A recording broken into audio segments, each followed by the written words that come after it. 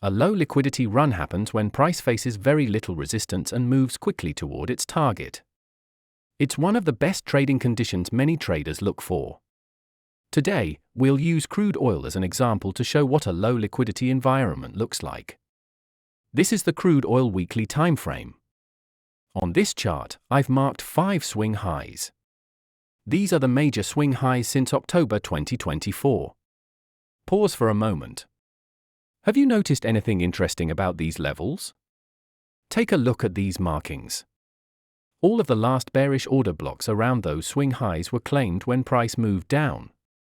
Once the final order block gets tapped, there is usually no strong reason for price to return, especially if the market is expecting lower prices. Now let's focus on the most recent swing high, marked with the red arrow. This is a significant level. Once this red level is violated, the market structure shifts from bearish to bullish. Since the previous order blocks have already been claimed, the path from swing high 5 to swing high 1 is essentially clear.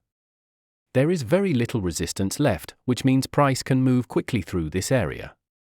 This is what we call a low liquidity run. Some people may say last week's move happened because of the current political events. That may be partially true.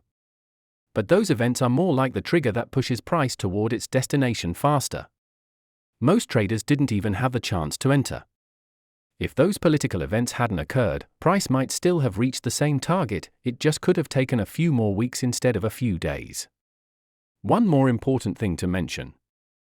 Swing high 1 is the origin of the move. Because of that, we shouldn't automatically expect price to break above it immediately. It could happen, but it's not something we should assume.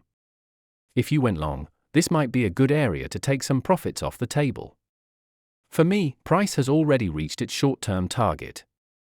Hope you found this useful.